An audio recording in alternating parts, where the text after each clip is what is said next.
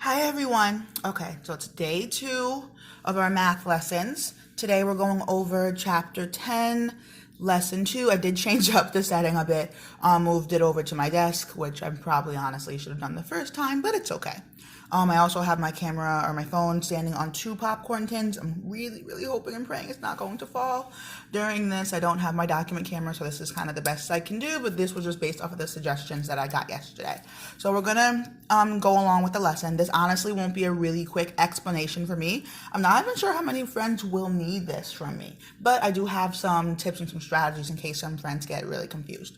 So today we're classifying triangles by angles, which actually was one of the last lessons we did in class. We're going through our shapes and we're trying to figure out what angles are in each one of our shapes. If you don't remember, friends, remember how I had you have a shape, you had to trace it on your paper, you had to circle all of the corners, meaning all of the angles, and then identify what those angles were and label them. Some friends were able to do this really well, other friends struggled a little bit, so I'm gonna go over it really quickly with you. So basically, we're gonna actually disregard this page personally, but actually, I'll help you with this. So we talked about how we can identify a triangle in about 3 ways. We can have a right triangle, an obtuse triangle, or an acute triangle. With a right triangle, that means that you have at least one right angle. And we already talked about how when we have a right angle, that means we're going to see a square in the corner, likely. It's going to be fairly rare that we don't see these squares in our corners if it's not a right angle. If it's a right angle, but more likely than not, I'll say about 99% of the time, the person giving you an assignment or giving you a task will put this little sign in the corner. So if I'm looking at this chart and I'm trying to identify, okay, which triangles have one right angle? Well, I know a right angle, I see a corner in the side. And I'm actually going to just write the letters down in the middle so we can kind of see how these are organized out a bit. So let's see. So one right angle. I'm going to put R for right angle. And this is one right angle because I see the square in the corner, and square in the corner.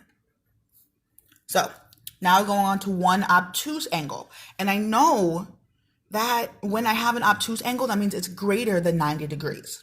Now, here's a trick I'm going to give you. You may not have what I have, but use what you have in your home. So I have a bunch of these little sticky notes with me. So what I'm going to do is I'm going to use this sticky note to help me identify the corners or the angles in my triangle. And this is how. You can also use the corner of a sheet of paper. You can use the corner of a notebook. I have some old letters. If your parents let you use your use letters just so you have that perfect corner, anything may help you. So we remembered, friends, that when we have a right angle, that means that angle looks like the perfect corner of a square. Notice that with my Post-it note, I have a perfect square right here. It also helps with the perfect corner of a rectangle as well. So if you use something larger, like wider, like a letter or something, that will also work. So what I'm going to do is I'm actually going to use this corner and I'm going to measure all of my angles. So I'm going to put basically this bottom flat part onto my triangles. And I'm going to see that side line right there. I'm going to see, does it line up with my Post-it note, just like this right angle does here? Does it kind of disappear and go on the inside? If it disappears and I can't see it, that means that's an acute angle. Or if it kind of goes farther out and I can definitely see it, that's going to be an obtuse angle. Now, if you're looking at a triangle and maybe the side's on this side, you can just simply use the other side of your Post-it note. In class, I know I turned the page all different types of ways. Because we're using this nice portable small Post-it note, we don't have to do that anymore, which is really good. And I've already confirmed, yep, this is definitely a right angle because it lines up perfectly with the corner of my Post-it note. Same thing over here, same thing over here. And then if I just turn my Post-it note just a little bit, put it on the flat side right here, it definitely looks like a perfect corner. So we already nixed those out. So now we're looking for triangles that have at least one obtuse angle, meaning angles that are greater than 90 degrees. So I'm going to start with this friend, kind of right in the middle, just because it's kind of in the middle. Looks really interesting. So I know I'm going to put the bottom of my Post-it note right here, kind of on one flat side, and now I'm looking at the side to the right, and I'm already noticing If I had a right angle, I would have a line that goes right here. I don't have that. My line comes all the way out here. This is where they meet, but my other side line comes all the way out here. That lets me know automatically this is an obtuse angle. And they already said one obtuse angle. I'm going to actually write the word obtuse in here. So we decided again, one side of my Post-it is flat. I'm looking at the line on the other side. It's all the way out. So this is obtuse angle. So I'm writing the word obtuse in there. Good. Now let's go to, I guess, this triangle right here. So this would be one of my flat side. You see, oh, and I'm actually going to circle the corner that I decided was obtuse, circle the corner that I thought was right. That's just going to help me remember if I go back and check my work and someone says, well, which corner helped you decide this triangle had a right angle? What corner or what angle helped you decide that this triangle had an obtuse angle? That way I can really go back and remember. And that way that allows me to really visualize what an obtuse, right, and acute angle look like. So it really deepens my understanding of angles in total. So I'm coming over to this triangle. I know that I'm going to try my best to put the corner of this Post-it note in the corner of my triangle. I'm looking at this angle. So I'm going to circle that angle just to remind myself. Okay. So it's flat on the bottom. And now I'm looking to see, where is that side line right here? And I notice it disappears. And I automatically know it's not something that disappears where I can move over a little bit and see, oh, it's kind of straight up and down and it fits perfectly in that corner. No, it leans in. These two lines are closer together. It disappears. So this is going to be an acute angle. So I'm going to write acute really small here. Because remember, I'm looking for a triangle that has one obtuse angle. So even if it just has one acute angle, it doesn't really make much of a difference to me. Now I'm going to come over to this corner right over here. I'm going to do the same thing. Nice and flat, looking at that other sideline. That other sideline, again, disappears right behind the Post-it note. So again, this will be an acute angle. And I'm going to come right over here, do the same thing one more time. Circling my corner. I'm going to go flat. Okay. And same thing again. So again, my Post-it note is flat against that one line. And then the other side line right here, if you see it, comes right behind the paper. So that's also going to be an acute angle. So I have 3 acute angles, but no obtuse angle. Let me see. Oh, something else I'm looking for is also a triangle with 3 acute angles. That would be an acute triangle. So I'm going to write the word acute in the middle, just to remind myself of that. Okay, 3 more triangles. This isn't too bad. So I'm going to start over here. I'm going to focus on this angle right here. Sorry, I just told you I'm still getting over the cold a little bit, or the flu a little bit. So I'm going to put my Post-it flat about right here. Looking for my sideline. Sideline does not line up perfectly with my Post-it note. It goes farther away from my Post-it note. I can see this sideline. So this is going to be obtuse, which means that the triangle automatically is obtuse. So I can just write obtuse in the middle. That was easy. Notice how when they ask for an acute triangle, they are going to ask for a triangle that has 3 acute angles. But if they're looking for an obtuse triangle, they're just looking for 1 obtuse angle. So keep that in mind too. All right, moving over to this little friend over here. I'm really liking this camera setup. I'm really hoping this lasts because I would love to use this each day now. Okay, looking at this angle right here, lining it up. This line should be right up and down next to my Post-it note. And we have it again. Again, my line is coming all the way out here. If it was a right angle, it'd be up and down right there. And really keep in mind, if your Post-it note is perfectly flat against that bottom line, you should always have some kind of bottom line to keep you in check. If my Post-it note was up here, or maybe it was tilted over here, I wouldn't have an accurate reading. So make sure it's nice and flat. We already decided that this is obtuse because the line comes way outside of the Post-it note. I can definitely see it. So this is also obtuse. And then we're going to check this guy right up here. Focusing on this angle, I'm going to try and put it in that corner as much as I can. Can't see that back line at all. Sorry, I don't know if my pen was covering that a little bit. Can't see that back line at all. And it is lined up pretty well. So I'm going to say that's acute. Again, right here. Lined up. This sideline, can't see that at all. That's also going to be acute.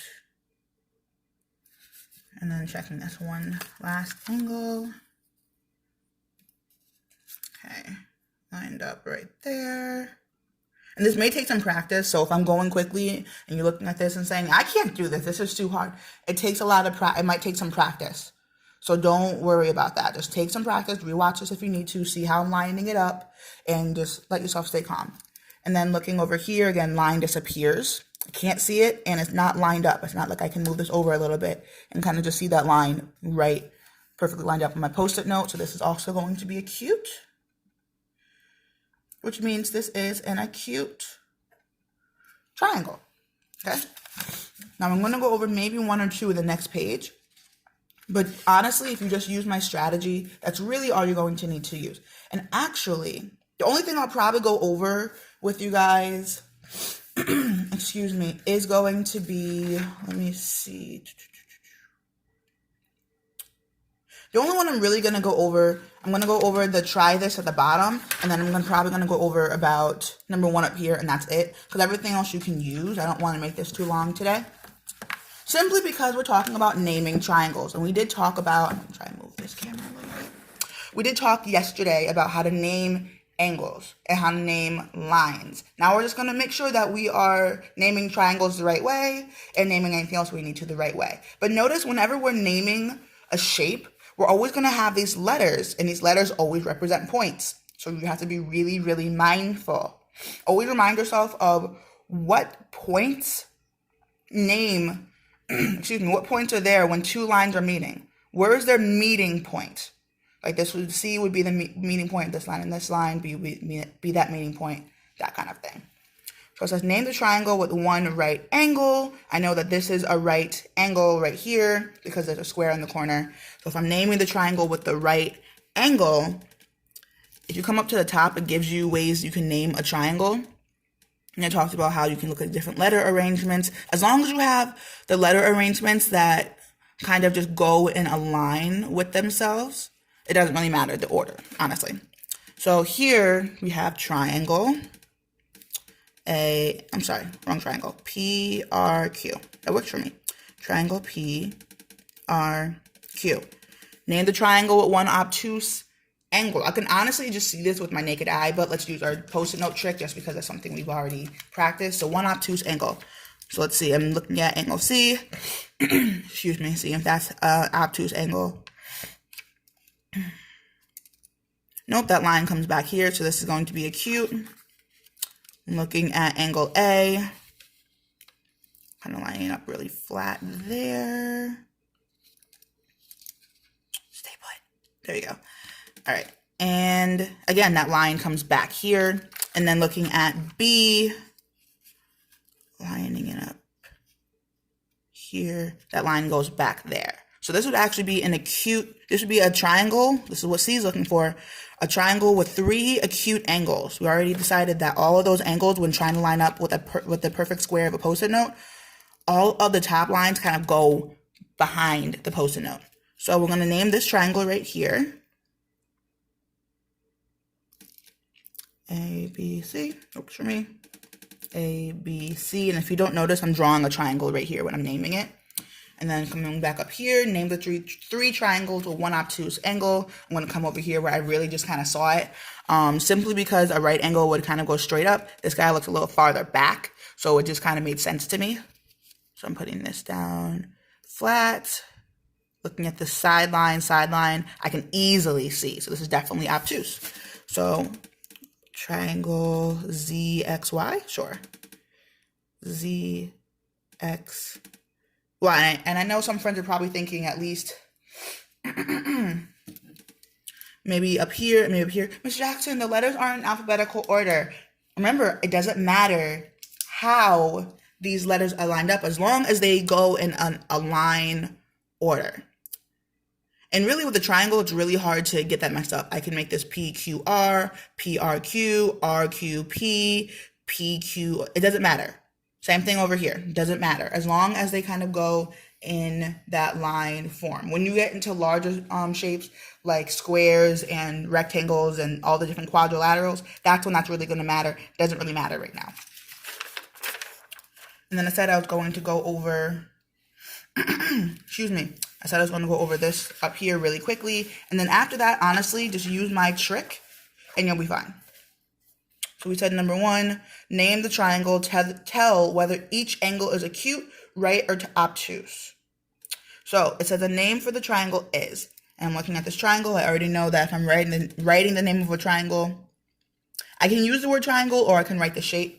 Oftentimes in math, especially when we get into geometry, they notice that you're working with shapes so often, you can kind of just write the shape down for yourself. You don't have to always write the word down. That doesn't happen when it comes to division and multiplication and all that. Don't transfer that over. But when it comes to geometry, when they ask you to name a triangle or name a shape, they're probably going to have these shapes there. So remember, when you're working with shapes, you can draw kind of a shape there when it comes to like triangles and angles and lines. Don't bring that over to multiplication and division and say, Miss Jackson said I can use shapes. Not for that, okay? So a name for the triangle, let's see. The 3 points I see is H, G, F. That's what I'm going to name it. Triangle H, G, and F. Angle F. Remember how I said sometimes angles can be named by the 3 points that, 3 points that make up that angle, or it can just be that 1 point in that angle. Because this is a closed shape, meaning I don't have any extending lines anywhere. I don't have any continuous lines. These are all technically line segments. I don't have to worry about what 2 lines come together in order to make F possible. Today, I don't have to worry about that. Take that load off your chest if you need to. So angle F. I can see F's in the corner right here. So I'm going to circle F for myself using my handy dandy Post-it note trick. Starting to get a little wrinkled. I might have to continue to be a little more gentle with this guy. Okay, trying to put him in the corner. I'm seeing that side line right here really is hiding back there. So again, I did line it up on the bottom, try to put it in the corner as much as possible. That side line is really hiding back there. So this is going to be considered acute. So I'm going to write acute right here. G, I don't even have to measure G because I'm seeing right here there's a box in the corner that lets me know it's a right angle. Duh. So this would be right. And then I see angle H up here. I'm going to use that same Post-it note trick. I'm just trying to be mindful of where I want to place him. Okay. In the corner, other line disappeared. Obviously, this is going to be acute. Okay. So I've given you all the tips and strategies you needed to. I kind of went over it a little bit more explicitly. Everything else, honestly, you can do on your own. This is a very simple lesson today. I'm really actually happy that you guys are having this kind of lesson today. Use a Post-it note trick. Remember everything we talked about in class, and you'll be fine. Message me if you have any questions. I love you, friends. I miss you, friends. Remember, we are the School 2 Avengers. Meaning we have great endurance, we have great perseverance, and we don't give up. Remember our class policy. Talk to you tomorrow.